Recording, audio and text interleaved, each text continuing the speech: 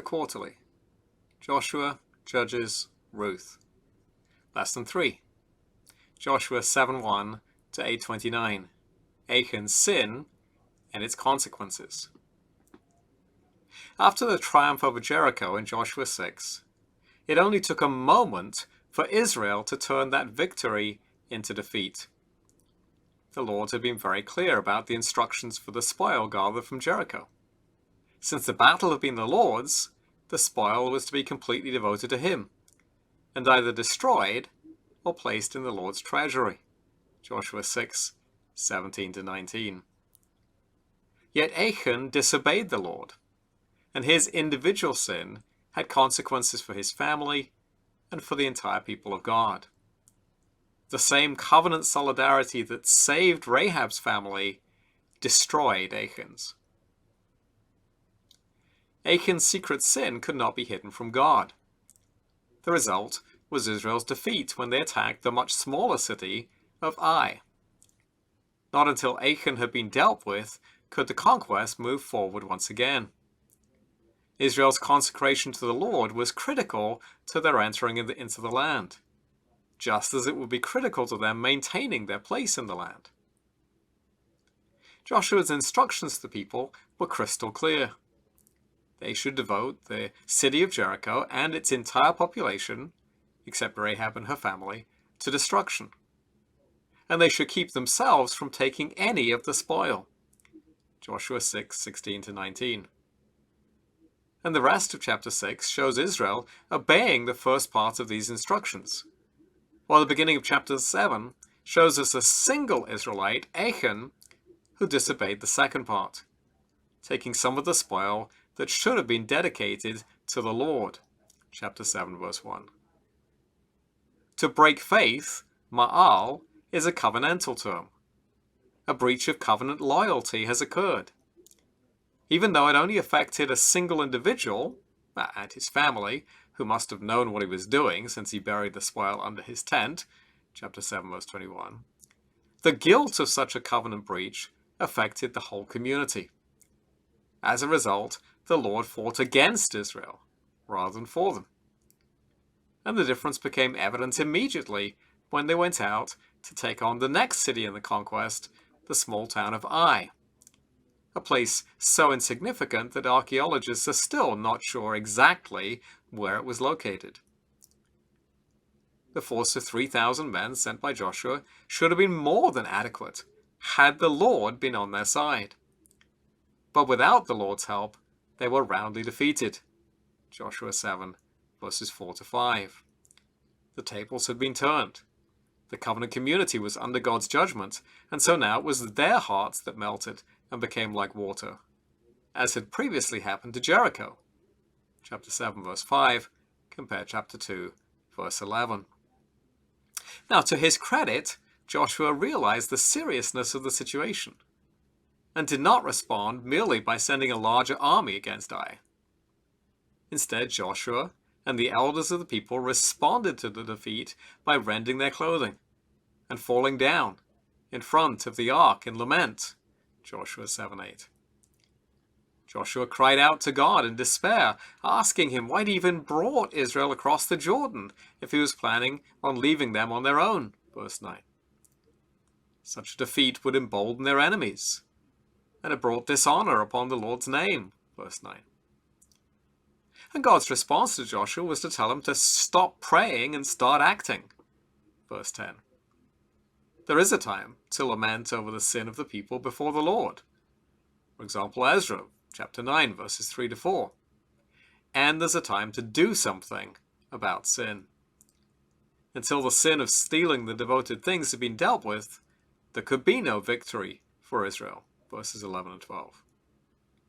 And so the whole people of Israel passed before Joshua, tribe by tribe, clan by clan, family by family, until the Lord identified the guilty party, Achan and his family. Verses 14 to 18. And when pressed by Joshua, Achan finally confessed his sin, although he had had plenty of opportunity to do so earlier and failed to do so. Like Adam and Eve's very first sin in Genesis 3, Achan saw He desired, and then he took.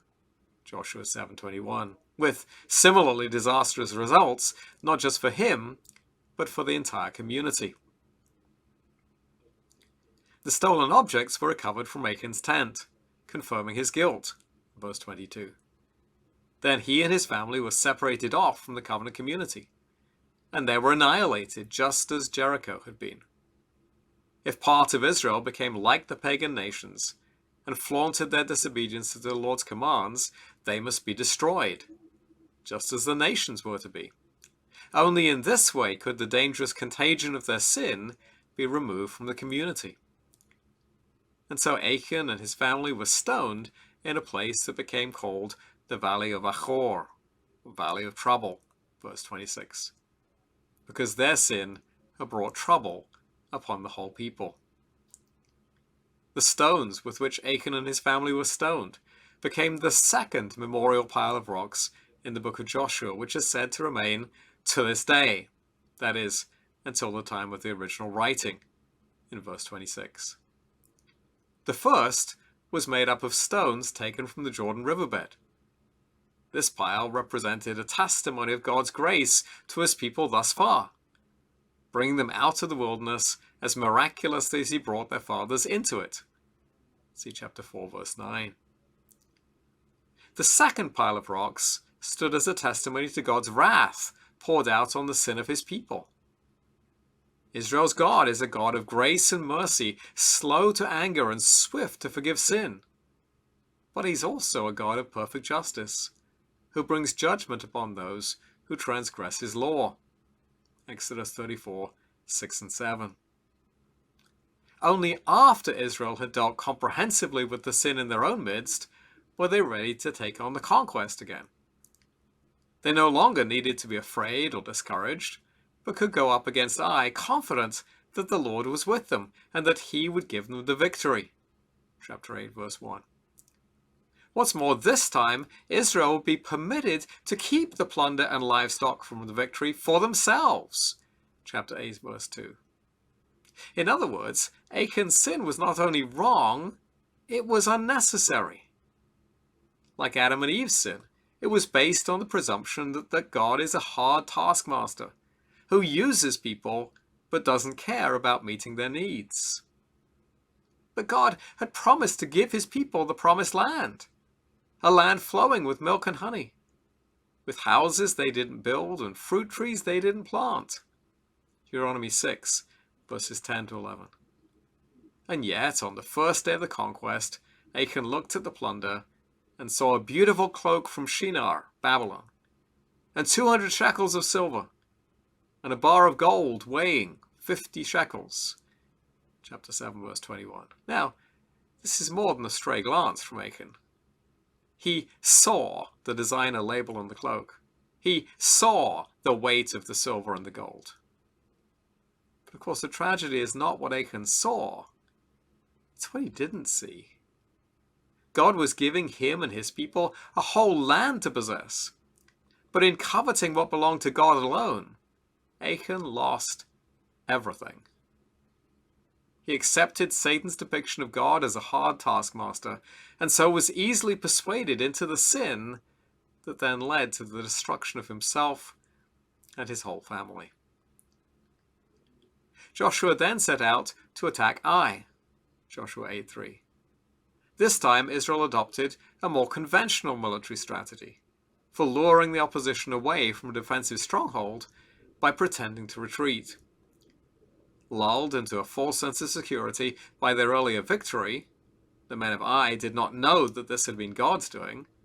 They were sucked into the trap, and an ambushing force in the rear took the city easily and set it on fire. The inhabitants of Ai were caught between two armies, and were quickly overwhelmed and executed. For though the plunder was assigned by God to the Israelites, this was still a holy war of judgment upon the inhabitants of the land. Chapter 8, verses 22 to 24. Even though this time Israel was more directly involved in the battle, it was still the Lord who gave Ai into their hands. Chapter 8, 1, verse 7, verse 18. The city was destroyed utterly, The king was killed, and his body was hung on a tree as a sign that this death was the execution of the Lord's judicial curse on the Canaanites. Chapter 8, verse 29. See Deuteronomy 21:23. At nightfall, the body of the king of Ai was taken down and buried under a pile of rocks. Chapter 8, verse 29. This is now the third memorial pile of rocks in the book of Joshua. The first, made from the stones taken from the Jordan as a sign of God's power. The second, made from the stones which covered Achan and his relatives as a sign of God's uncompromising wrath against sin. And the third was these stones that covered the king of Ai. In one sense, this pile also marks God's judgment against sin, like the second pile. The terminology is identical. But this pile also marks the possibility of grace and forgiveness, because Israel as a nation was not buried with Achan, but through repentance they returned to inheriting the land that God had promised them. Application questions. How did Achan's misunderstanding of who God is lead him into temptation? 2. Why was Achan's family also executed when it was Achan who sinned? 3. What does Achan's story teach us about Israel? 4. What lessons can we learn from the story of Achan?